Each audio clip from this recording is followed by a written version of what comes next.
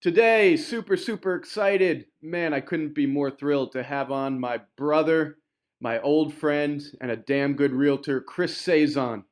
And Chris, say hello. How you doing, Norm? Good, man. And right now you're in driving home from Loomis, right? You said you just took a listing. Driving home from Loomis. The listing was actually not in Loomis, but it's a divorce, and so I had to meet the husband who lives in Loomis. But it's always good when you're driving back home with a signed listing. Yeah, with that paperwork in the front seat there. That's what it's all about, and you do a damn good job with that. I appreciate that. Before we get started, I got to give my shout out to you. We were Before we started this, we were talking about traveling. And yeah, man, I remember you actually. I'm 35 years old. This is gonna show you how old I'm gonna make you sound and how old I'm gonna make you feel. But you actually threw my 21st birthday party for me at your property that you purchased when you moved out to Sacramento and took me under your wing. And it's just been absolutely awesome seeing your journey and seeing what you've been doing with your life. And it's crazy how 14 years, 15 years goes by pretty quick. Man, brother, you got that right. And I don't need you to make me feel old, man. That's every day. But I always say being old is a privilege because it's better than the alternative, right? That's it, man. Absolutely. Now, that 21st birthday, if I remember correctly, was that when someone power yacked on my computer? That is correct. His name is Jackie Galvez. Got to throw him under the bus. But yeah, I believe that he passed out, and he happened to pass out on your computer. So I apologize for that. Oh man, too funny. Yeah, we were young and wild and stupid, and now we're old and wild and stupid, I guess. But yeah, man, I'm psyched to talk to you today, and we're actually talking a lot about different things. You mentioned travel, something related. We're going to talk a lot about culture and leadership with you, Chris. But before we jump into that, why don't you give the folks out there a quick intro as to who you are? Awesome. So yeah, fourth generation Sacramentan. Been in Sacramento my entire life. Uh, Worked in the restaurant business for about 2 to 3 years, from the age of 18 to 21. When I was 21 years old, decided I was going to test the waters and do loans. This was during the real estate boom. This was very early 2000s, right around 2002.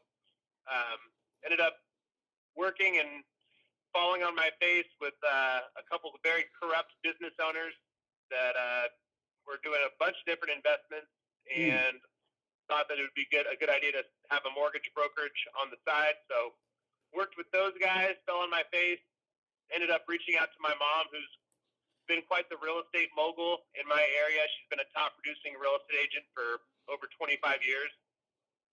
Asked her if she knew of anyone that was reputable in the mortgage business. I mean, I guess my thought process at that time was, when I started something, I wanted to commit to it and Yeah. didn't want to walk away from it. And so I wanted to give the mortgage thing a second shot. Mm. I just felt I needed to be realigned with the right people. And so my mom introduced me to a gentleman by the name of Neil Smith, who owned and operated a small mortgage company out of East Sacramento. And he took me on, and I was pretty much just mentored and went through a lot of training, and was a loan partner one, which is a fancy word for I was an assistant to a loan officer, doing a lot of the kind of the grunt work, paperwork, and doing a lot of the client follow up and marketing and database management for him and his company. So Yeah, and I did remember, that I for remember, not to interrupt, yeah. but I remember, that's around when we met and started hanging out, and I remember you guys were definitely serious about the job, even though you were young and it was, just starting out, man. Where you were into systems and training, and like you said, the mentoring was great. So I think Neil probably did a pretty kick-ass job grooming you, huh? Yeah, I always say, like, there's that movie called Ghost Dog with not Lawrence Fishburne. Ghost Dog. Who's the gentleman with the lazy eye? You talking about Norm Schriever with his lazy eye? No, not Norm Shriver. I'm gonna pull up because it's gonna kill me. It's But anyways, Forrest Whitaker. Forrest Whitaker, right? Forrest Whitaker, yeah. So there's a really good movie with Forrest Whitaker called Ghost Dog, and I the whole premise of the movie is having a samurai, you know, and having somebody that shows up in your life, and no matter what happens on your journey in life, you're always going to be committed to that person and honoring them and respecting them for what they taught you. You know what I mean? Mm. And Neil will always be that for me because I'll say that I didn't go to college. I barely graduated high school.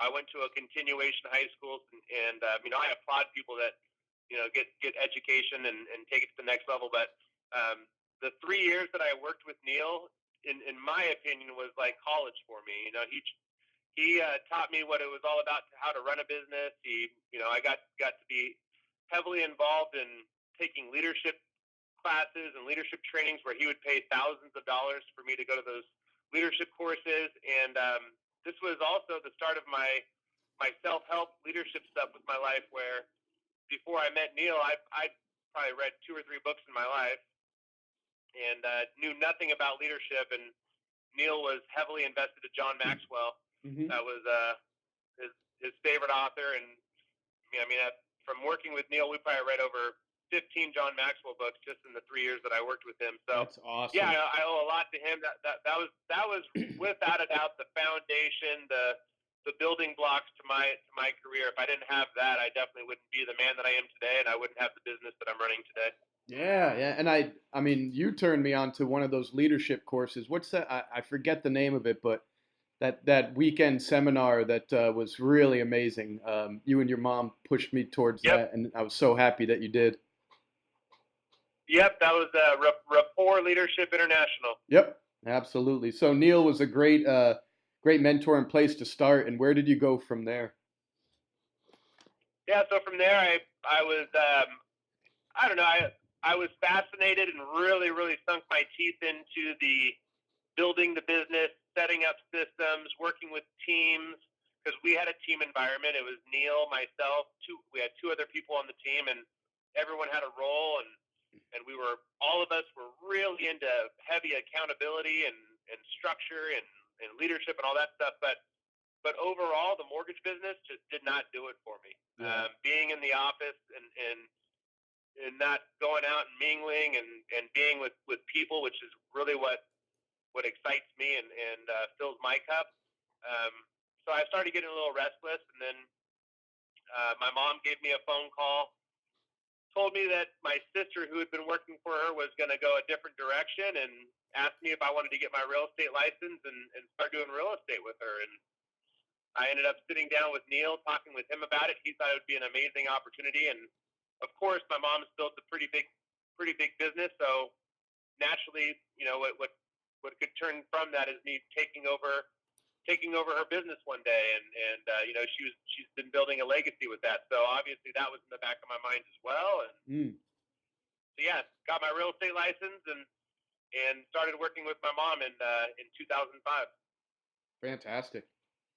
And then how long did you work with your mom?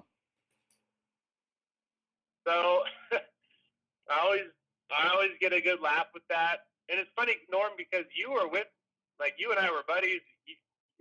Now that I'm thinking about this, like, you were there from the whole start of all of this, the middle of it, the end, and you know, it's been you've had an intimate inside look at what it was like working in a family business. And I worked with my mom for 2 years, about 2.5 years. So right around March of 2008 is when I decided to go off on my own.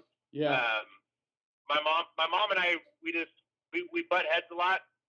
We're both drivers, and you know, a lot of times I would want things done a certain way, and then she would look at me like I was crazy because I'm her young punk son, and she was the one that has the you know, the 20 plus years under her belt. But what I say is I just really wanted to preserve the mother-son relationship, and I felt that the best way to do that was that we just kind of went off on our separate ways. And I had a lot of good training and experience working with my mom, and I am forever grateful for that. And so I think it was just my love of just business, being a business owner. The thought of being a business owner and running my own business was inevitable. Yeah, that's fantastic. And March 2008, though, that's a hard time to make a big change and to go off on your own, huh?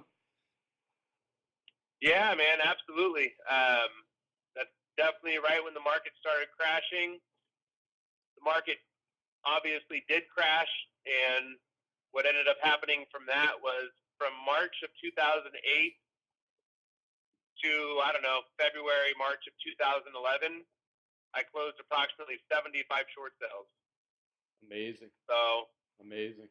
that's where the market was. I had to get really well versed in that. We had a couple of farm areas near the Elk Grove area that we just completely would market. I had a Spanish speaking partner who I think you remember, Yuri. We teamed up and decided to be a good thing for us to have some accountability on the marketing and the door knocking we were doing weekly. And yeah, man, just drumming up business and helping people that were upside down with their mortgages and doing short sales so that they didn't lose their home through foreclosure was pretty much my life for about 3 years. Yeah. Yeah, you definitely turned lemons into lemonade with that one. And as things started, the market started to come back, and you've had in Sacramento a nice healthy rise and steady rise where the levels, the values are back to where they were pre-bust. Where are you at now with your team, your business? Yeah, I recall I recall going on my first equity listing, and it was like one of the happiest days of my career. I was like, you got to be kidding me! Like I meet with the seller, I get to show them that they have equity in their home. We list their home, and then it closes in 30 days, and I get a paycheck. I just wasn't accustomed to living my life like that because of the 3-year short sale craze. But yeah, what happened after that was I did not follow the model. I mean, there's a book that was written, and it was written, I don't know, 10, 12 years ago. Do not quote me on that. And it's a very, very, very easy book to follow, and it's called The Millionaire Real Estate Agent. Regardless of what company somebody works for, it really doesn't matter because this book really is the Bible of real estate. And if you just follow it, you're going to have success. But I did not follow the model mainly because of thinking that I had it all figured out. I hired a buyer's agent well before I hired an assistant. Yeah. Which is just not proper protocol. I had some pretty good turnovers with buyer's agents. I probably went through about 2 to 3 buyer's agents during the first 2 years of my since the market shifted. From 2008 to 2011, it was really just me and my partner Yuri, who was Spanish speaking. She was Spanish speaking, and we didn't have an assistant. We didn't have any admin, so it was just her and I. But after her and I went different ways, from I don't know 2011 to probably right around I'd say 2013. So for a good solid 2 years, it was just myself and buyer's agent. Yeah. So I didn't really pull the trigger on an assistant until right around 2000. I would say probably around 2013. Mm-hmm. That was a process. I had zero knowledge base of what to look for, what questions to ask, and I had no idea what it was like to have an employee or to be a boss. But the first assistant I hired lasted about 4 months. Yeah. So learned some lessons. She ended up actually wasn't a bad assistant, but when it rains, it pours. She got into a car accident, and then shortly after getting into the car accident, found out that she was pregnant, and decided that she couldn't take on a full-time job at that time. So went back to the drawing board, hired a gentleman that had a lot of real estate experience. 2 weeks into the job, he had a conversation with me, and he said, "You know what? I don't know if you know this, but I hate people." And I'm like, "Oh my gosh!" I hired an assistant that's really good at writing contracts, but hates people. This isn't going to work out so well. Yeah. So he lasted a short time. So finally, after just banging my head against the wall, I decided to get a little bit more well-versed into, how to properly interview, what questions to ask, and how to go really, really deep with the person that you're interviewing. Doesn't have any bad bones, and really, really getting more detailed with that. So there's some classes I took through Keller Williams. There's a class called Career Visioning where it's like a 2-day course where they just really just give you the game book of how to prepare yourself and how to look out for talent. And so, yeah, I ended up having an amazing hire. Her name is Amanda. She was really what launched my success in regards to putting systems in place and having systems and structure and having, really taking everything we were doing and putting manuals behind it. And Amanda worked with me for almost 3 years. So she was, yeah, man, she was really good. She ended up going off to start her own transaction coordination business, and it's flourished. And actually, her and I still do a lot of work together. We actually use her for our outsourcing transaction coordination. And yeah, man. So that was pretty much everything leading up to where I'm at now. Where I'm at now is the team is rocking really well right now. We have I have three employees. So we have Michaela, who is our listing and buyer manager. I can really just say that she's the general manager of our entire team. Mm-hmm.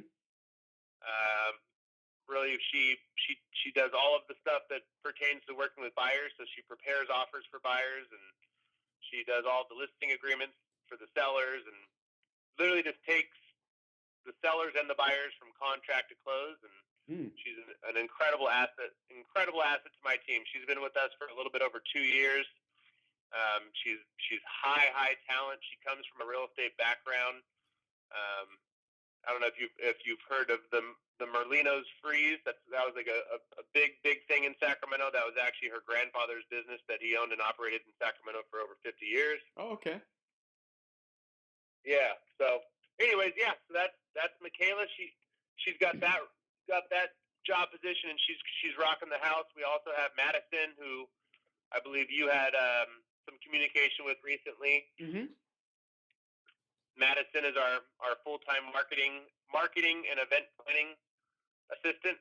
So she does all of the marketing and all of the event planning work on our team. And then we have Kristen, who is our personal assistant. She does all of the running, gift baskets, all of the stuff that we do with our clients.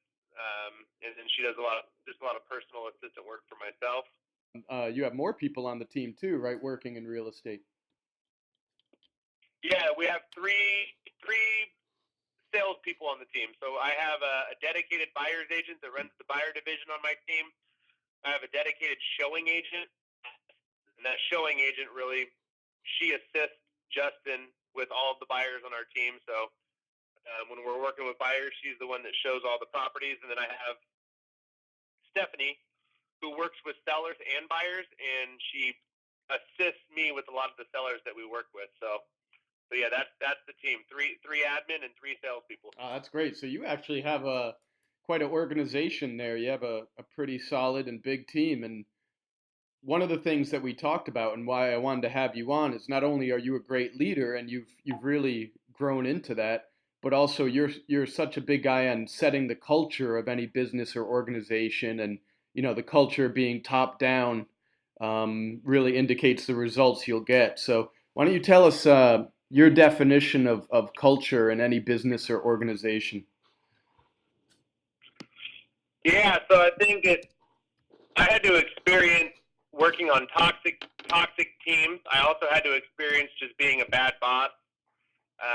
I've had to experience so much stuff in life to get to the point where I'm at now, which is everything rises and falls on culture. To me, it's the most passionate of any topic that I can think of. I'm passionate about it. I think that we live in a different world in 2019 than we did in 2000, than we did in 1990, than we did in 1950. Obviously, we live in a world where there's millennials, and it is irrelevant to give you my thought process, good, bad, or indifferent when it comes to the topic of working with millennials. But it is what it is. Mm-hmm. I think what makes people tick is different nowadays than it was 20, 30 years ago. And from what I've seen and observed, specifically in real estate, is I see very, very, very few real estate teams that are functioning at a high level inside and out. And I think that the real reason behind that has to do with culture. Oh, wow. Okay. So, yeah, man, I'm super passionate about it. I can kind of tell you what we're doing differently to protect our culture, and just different things that we've implemented that I don't see a lot of other real estate teams doing. Yeah, man, I'm really excited about it. Yeah, I'd absolutely love to hear about what you guys are doing to build or set that culture. Yeah, so I think for starters, I've heard in the past from different business leaders, CEOs, whatever you want to call it, that it's not a good idea to mix personal with business. Mm-hmm. I'm complete opposite. Like the way that my mind works is these are people that we're spending half of our lives with, or so if you look at if there's 7 days in a week, 50% of your time is spent with people that you work with. Or probably more in real estate when you guys are working weekends and long hours, and yeah. Yeah, exactly. So because of that, I think it's vitally important that we know how we're doing in our personal lives. So it's just important when it comes to health, when it comes to family, when it comes to relationships, when it comes to all of these super important things that are happening in life, that we should be bonded in that. And I want my people to know how much I care about them. And so we've set things up that are making sure that those boxes are getting checked, and that we're not just here to do business. I think what I've observed is, in order to get the most out of people in your company, they need to see how much you care about them. It might sound cliche, but I'm really passionate about that topic. So just to kind of give you a little snippet of what we do with the employees and the salespeople on our team. I pay for a yoga membership for Michaela. I also pay for her to do indoor cycling. We do yoga together at least once a week. We are 1 day away from completing as an entire team a 100-day challenge where we've committed to riding 20 miles on a bike or running 5 miles for 100 days in a row. Wow.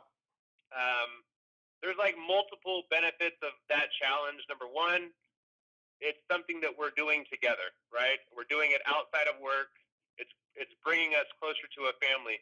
Norm, you're a big sports guy. You're probably one of the biggest sports guys I know, and I know that you'll agree on this. If you look at some of the best basketball teams, if you look at some of the best football teams, they all had something in common. It was they were doing life outside of basketball and football, right? They were going to dinner together. They were golfing together. They're working out together.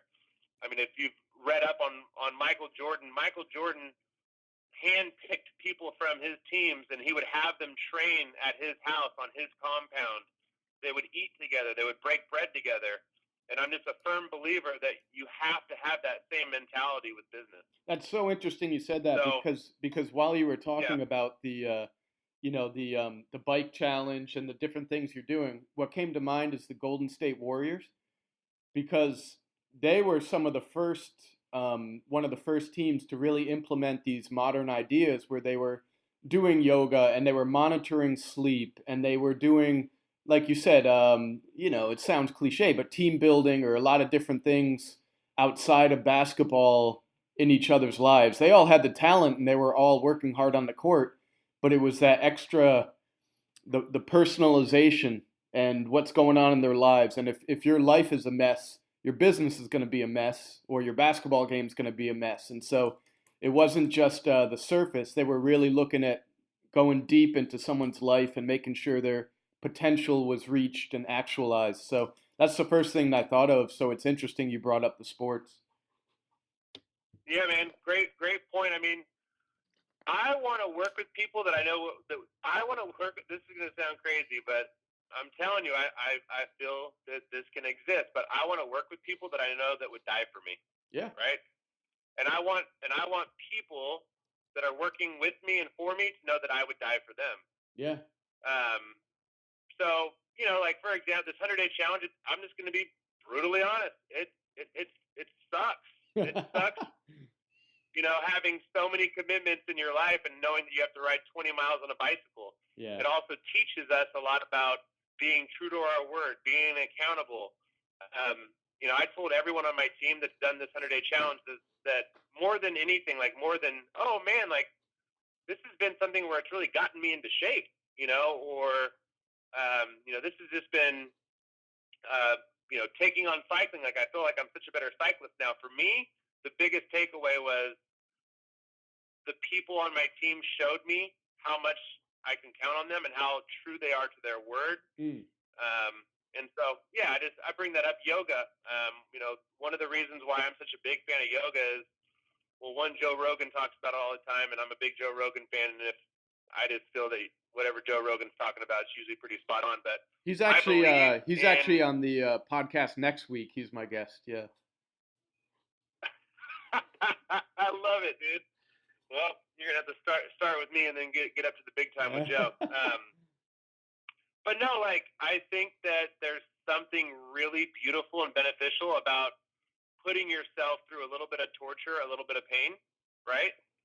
Um, I'll kind of get on my David Goggins kick right now, but yeah, the reality is an hour and 15 hot yoga session, it kicks your ass, but at the same time, you feel incredibly rejuvenated after it, and you're stretching yourself, you're growing, and the fact that Michaela and I have that, it bonds us even closer together when we get to experience and do yoga together. That's awesome. That's awesome. Yeah.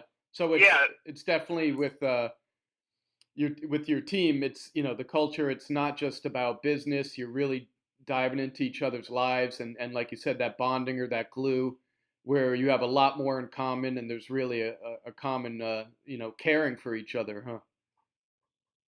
big time. Yeah, 100%. Like I don't have to like necessarily describe some of the things that have happened, but Justin, my team hasn't been this cohesive and this strong ever. I mean, it's right now we have just core people, we have culture, and myself, Justin, Michaela, we're like the core people on the team. We've all been together now for a little bit over 2 years, and yeah, the number one thing that shows up is we've all been there for each other in our personal lives. When we've gone through rough or tough moments with family, with our personal lives, we've all shown up in a major way for each other, and I think that's huge.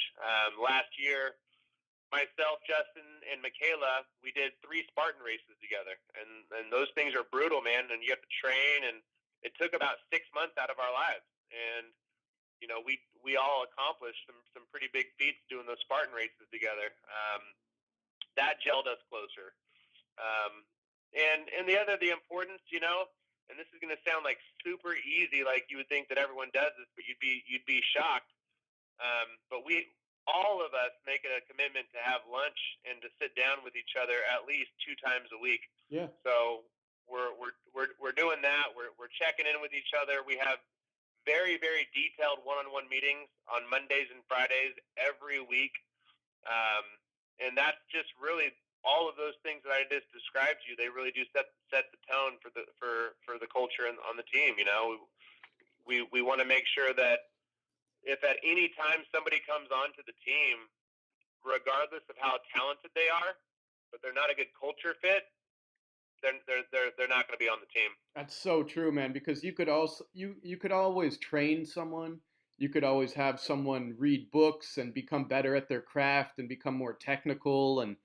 But if the vibe, the culture isn't a fit, it's probably never going to be. And when you do things like this, the Spartan race and the yoga and sitting down and breaking bread and checking in, hey, how are you? Is everything okay? What's going on? And what I notice is that it goes from just transactional. It goes from business to a deeper level where your intuitions are actually aligned. And it becomes almost like, with the Spartan race, it's hard to describe, but it almost becomes like you're one organism. And everyone is like Yep. giving and contributing and caring and looking out for and also gaining strength from something bigger than themselves. So, it's hard to define culture, but that sounds like you really, really have it spot on.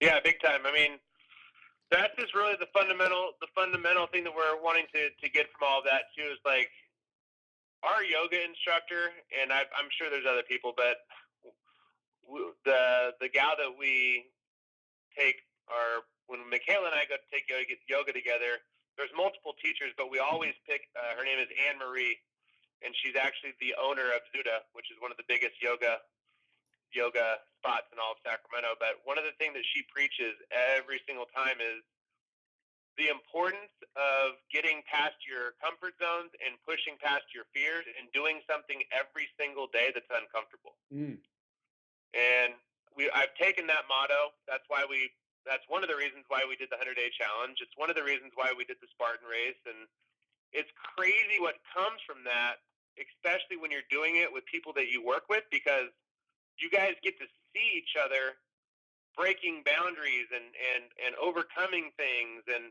becoming stronger human beings. And it's kind of even, I don't know, man. It's when, to me, that just doesn't seem normal in today's business world. Yeah. That you're getting that deep and that intimate with the people that you work with. But for me, it's the secret sauce, man. Like that's when you get to experience and do life with your people at that level, that intimate of a level, and you guys are stretching yourselves. And like, for example, like Michaela was struggling in one of the Spartan races. She was super emotional and she was crying, and we were there. We picked her up. We pushed through it. She can barely finish the one in Lake Tahoe. It was 15 miles. It took almost 12 hours to finish. I mean, it was brutal. That's crazy. And she finished it, and it was emotional for her. And we stood by her side the entire time, and just the amount of growth that happened from an endurance event. Now we're at the office. It's like she's functioning at such a higher level because of the trust, and when you trust people that you're working with, you perform at a higher level when you know that the people love you. And so, yeah, those things are super important. The other thing that we're doing is we're really adamant about the amount of books that we read. Yeah. We're always doing 1 to 2 book clubs a month on different books, different topics. And the one that we're about to crack open next is really a book on vulnerability. I'm not sure if you heard of she's a pretty amazing author. She just came out with a Netflix, but her name is Brene Brown. Brene Brown. I'm writing this down. Yeah, man, it's epic, dude. You gotta watch her new Netflix. I think she's got about 4 to 5 books. She's like, when you talk to therapists, she's like the Michael Jordan of therapy. And she's spent years and years studying the topic of vulnerability. And I personally feel that not only is it, do all signs point towards having strong, intimate relationships with people. It's dependent on how vulnerable we're willing to get with one another. But man, if you can bring that to the workplace, I'm talking next level. Wow. One of the things that I've always struggled with is, like, for example, I'm a driver, and I tend to offend people, and I'm an activator, and I'm always moving 100 miles an hour. It's almost like Ari from the Entourage. Like, I can have my Ari moments, and I can easily offend people. But what's horrible and damaging is if that's happening, and another associate or employee on the team is affected by it in a negative way, and they sit with it and they hold it. That's where you start getting toxic stuff in work environments. Is somebody feels a certain way, they're angry, but they don't want to talk about it. They don't want to open up. They don't want to share their feelings. And so, really, the culture that I've set on my team is, hey, we're all humans, which means we're all flawed. We're all going to make mistakes. None of us are perfect. But the one thing that we do have control over is being able to sit down with one another and open our hearts, and know that we're not going to get judged, And so, or judged, yeah, we're super not going to excited. get judged or not going to get fired, right? That's important too. Exactly. Yeah. Exactly. Yeah. Like not going to get judged, not going to get fired, and I want to be somebody's. I want to show up in somebody's life where I'm supporting them in their journey. The reality is, would I love Michaela to work for my company for the next 20 years? Absolutely. But I also am being open enough to realize that, hey, she might have a different path in the next couple years. Whatever happens, I want to support her on her journey. But I feel having just a work environment that's going to make people not want to leave. I think it's going to have some of this stuff that we're talking about right now. It's going to have things. I haven't, we just spent the last 15 minutes talking about stuff that has nothing to do with operations or the amount of deals that we have coming in, because this stuff, to me, it's way more important than that. Because if we don't have this stuff covered, once we do get busy, you know what I mean? Like, there's going to be breakdowns. People are going to get pissed off. People are going to get angry. On my team, you rarely ever hear people talking about money or griping or fighting or complaining over money. I'm going to tell you right now, the number one biggest reason why real estate teams are dysfunctional and why real estate teams fail is because of conflict over money. Yeah. And tied to that money, there's so many good things here, but tied to that money is a lack of appreciation, recognition, and respect, right? You tell the same person, basically do this for this dollar amount, or you're making this amount of money, and they're disgruntled, and then you tell that same person, hey, you're awesome, you're part of my team, you're valued, let's have you grow, I'm looking out for you, you look out for me, and it's genuine, and that person will run through walls for you for that same salary, right? So, it's money is a symptom of a bigger sickness, I think. Absolutely, yeah, and you just completely hit the nail on the head. Is it hit the nail on the head or the head on the nail? I always forget. Whatever, you just hit something, right? You got to hit it. But yeah, you hit it, man. I mean, that's huge. I was actually, Madison just finished her third week on the team, and I completely celebrated her today in front of. We have our Friday meetings, because the other day she came into my office and she looked at me. We were just kind of firing away, talking about different things, and she looked at me. She said, "Hey, can I ask you a question?" I said, "Yeah." She goes, "Do you think I've been doing good so far?" And I said, "Absolutely, Madison. Like, I checked in with you about 3 days ago, remember we had our check-in, and she said, "Well, can I just tell you something?" I'm like, "Yeah." She goes, "Words of affirmation go a long way with me." And I was like, "Oh my gosh!" Like, that to me, that's like exactly the epitome of what I'm talking about when I say having vulnerability with one another, open dialogue, open communication. And honestly, she was right. Like, maybe I've been moving so quick that I forgot to just honor her and just let her know, hey, I see the work you're doing, and I want to let you know that you're a rock star, and we really appreciate having you on the team. That took 10 seconds to say, and that has a lasting effect of weeks. You know what I mean? Well, think of it like this too. So, She's 3 weeks into the job, and she felt comfortable, safe, trusting enough to say that to you, and because she saw that's the culture of your organization, she saw it, she felt it.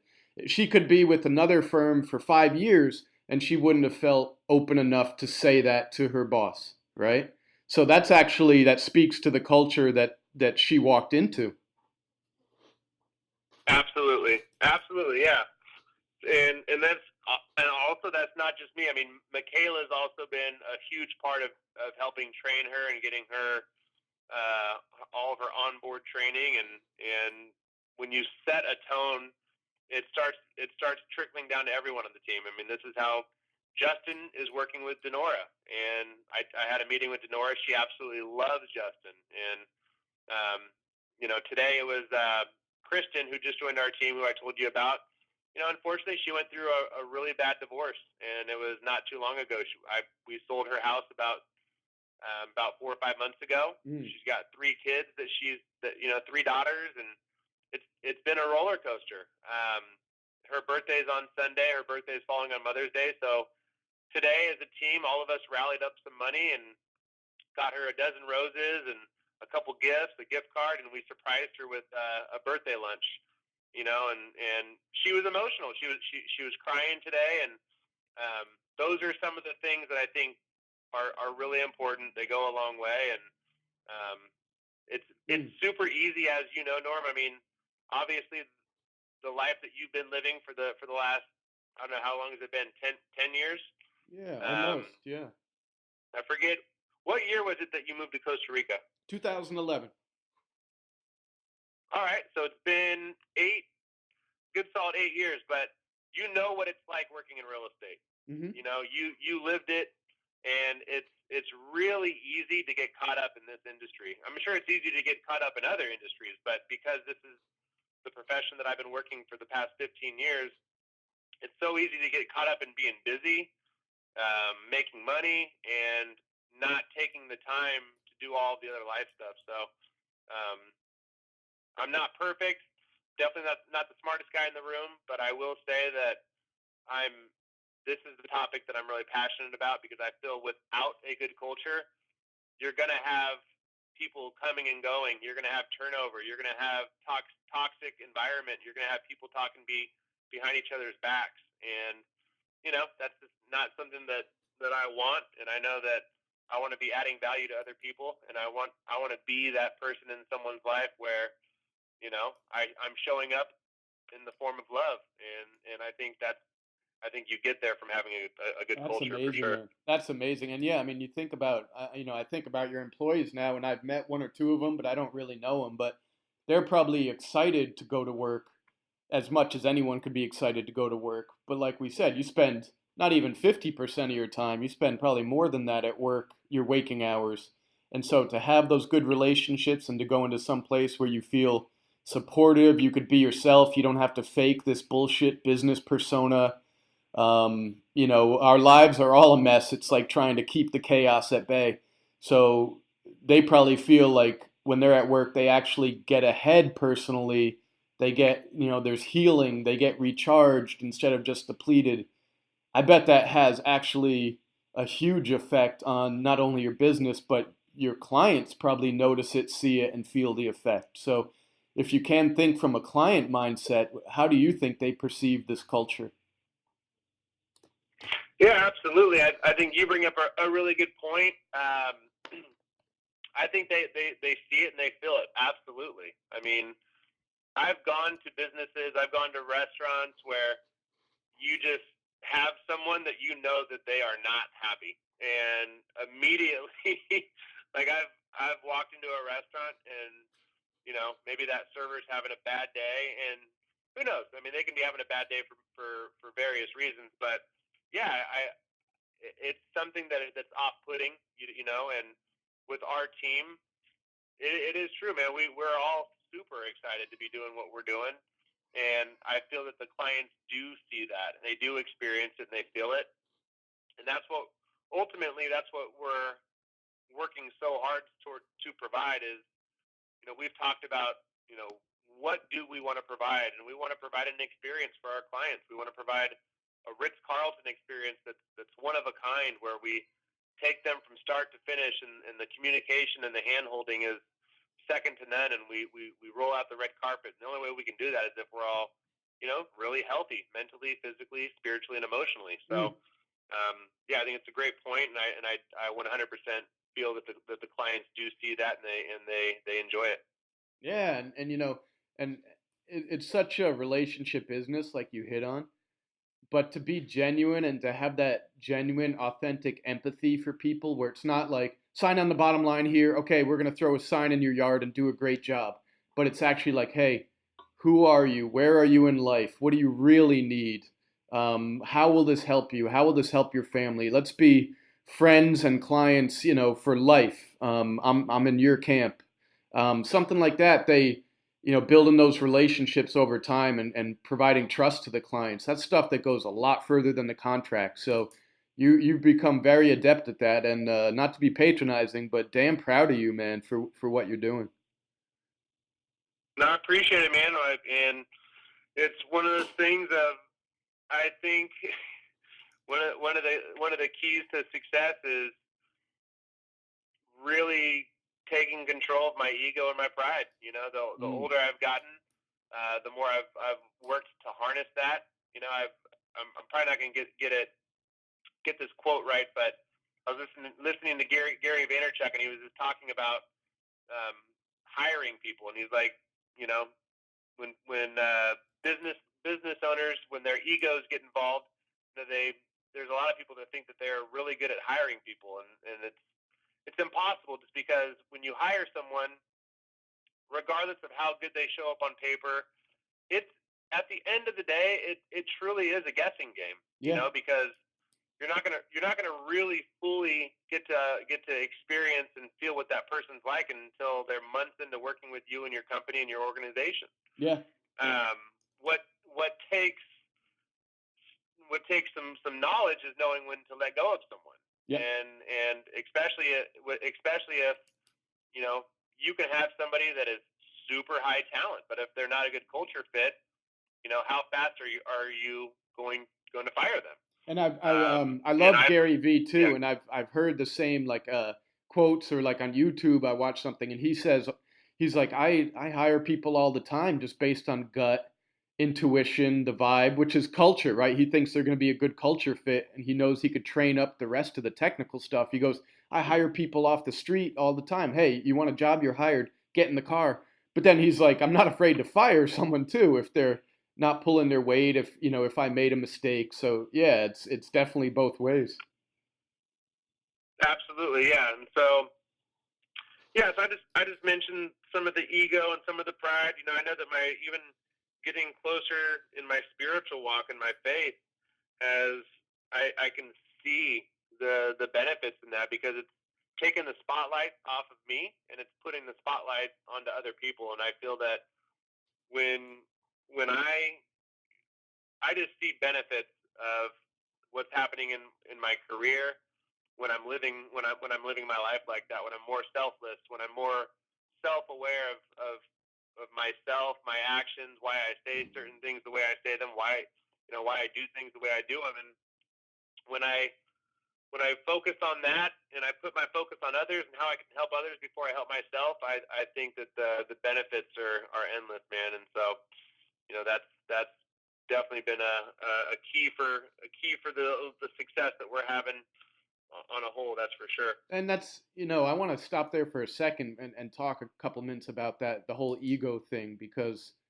it's interesting, as we're all coming up in the business, or we're trying to prove ourselves, or we're trying to show that we know what we're doing, we're trying to say that we're smart, and so much of our conversations, our decisions, our actions, our thinking is ego based. And I know that's for me. I'm in a battle for my ego that'll be, till the day I die. And when I used to be in real estate, I thought I was right 95% of the time. And now I realize that I'm probably right about 2% of the time. So it's a process, but when you take the ego out of it, you could be so detached in a good way, meaning you could look at something clearly and just make a smart decision that's best for the team, the group, the client, other people, and you're not putting all your personal bullshit in there, and you're not trying to prove to others and really to yourself, I'm smart, I'm capable, I'm loved, I'm good at what I do. And so everything goes so much smoother if we could at least recognize where our ego is rearing its ugly head, huh?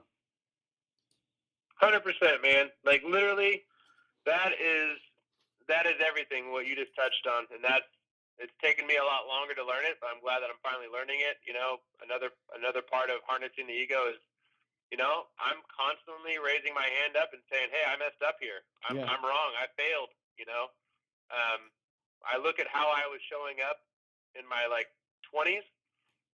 You couldn't pay me to say that I made a mistake or that I was wrong, or I always pointed at the world or pointed at, oh, this didn't work out. Oh, it's that person's fault. This assistant that I hired, they only lasted 4 months. No, the reason why they only lasted 4 months is because I did a shitty job at Yeah.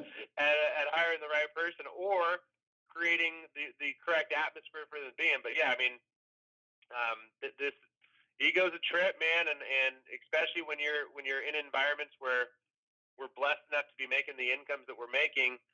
I have to be very, very diligent about keeping that in check and taking care of the important things. You know, the important things are my spirituality, my family, my personal development. I mean, I know I'm talking to you, Norm. You can't tell me that there's massive benefits that it's not just for your body, but when you're doing the kickboxing, when you're doing the workouts, all of the stuff that you've done with your mentors, you can't tell me that there's not massive benefits for that stuff showing up in all areas of your life. Oh You yeah, know? and yeah, the Kyokushin karate camps that I do with my friend Judd Reed, who's one of the best in the world. I mean, legendary. And I do these every year for a while now, and I just get thrown into the fire, completely get my ass kicked. I mean, get my ass handed to me, and it goes so far beyond physical. Like you're physical, you break, and this is with the Spartan races too, right?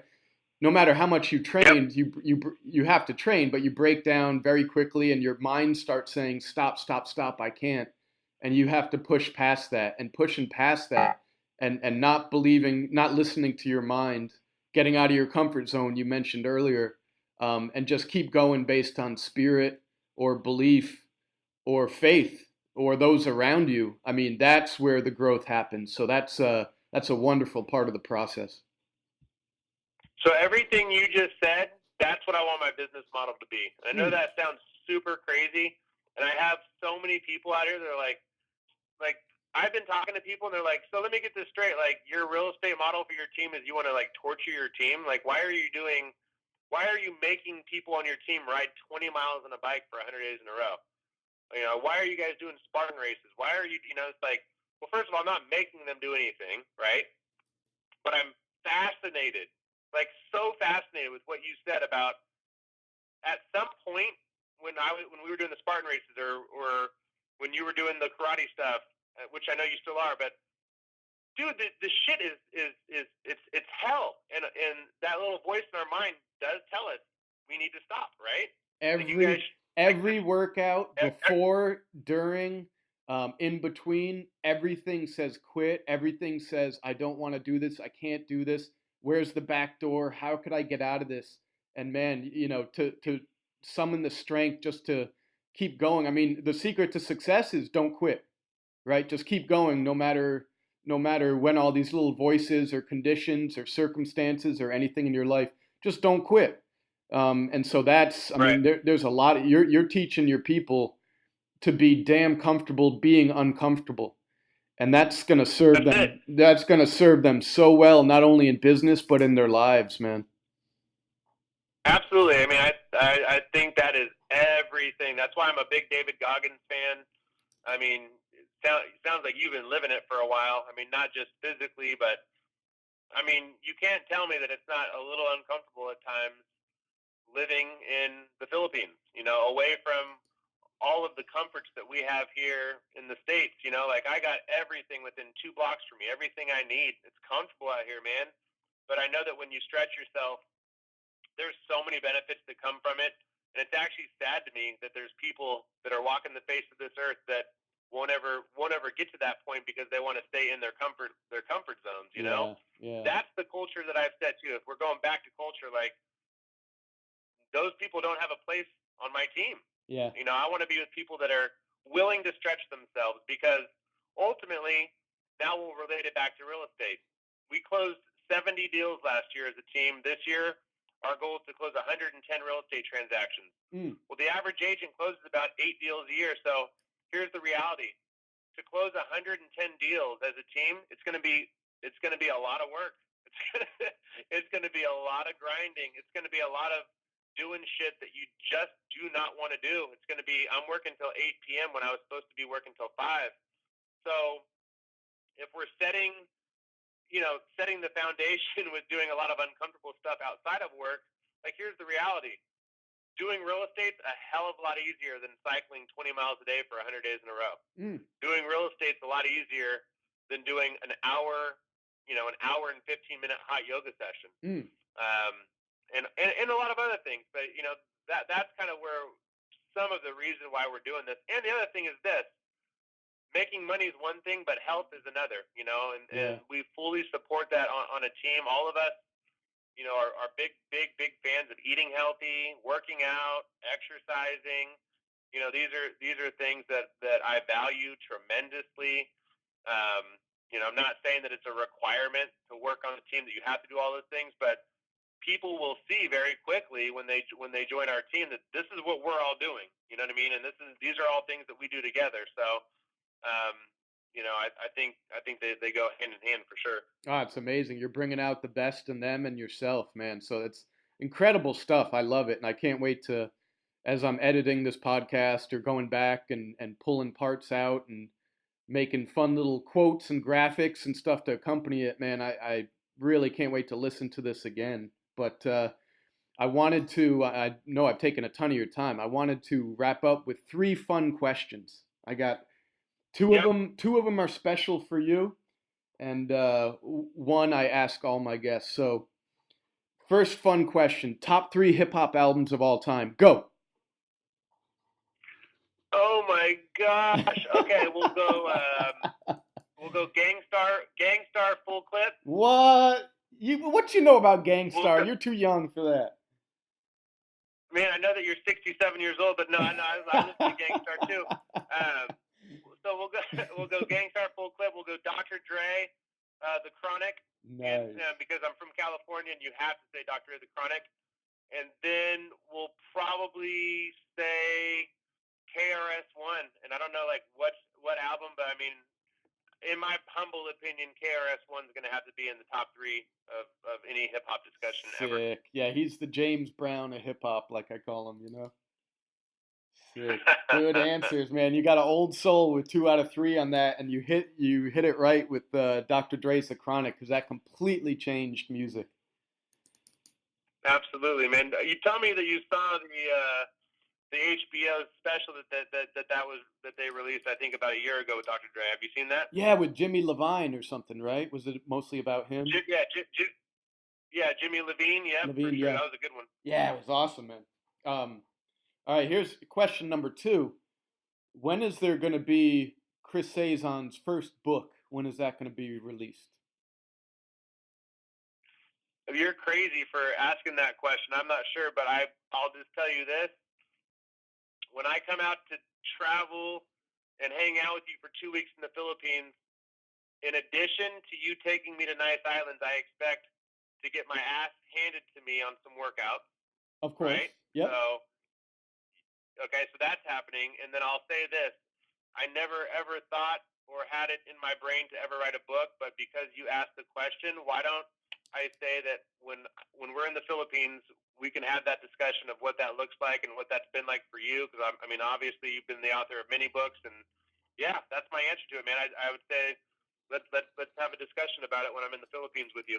Let's map it out, man. Let's do it. Yeah, because I tell you what, you have a lot of wisdom, you have a lot to say, and a lot of people would listen. So it's almost at a certain point, you keep reading, which is fantastic, but you're ready for the next level pretty soon, which is putting your own thoughts and your own version of all your thoughts into the world.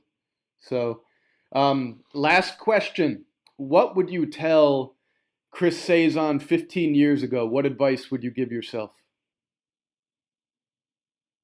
Man, 15 years ago. When you were 4 years old, 15 years ago.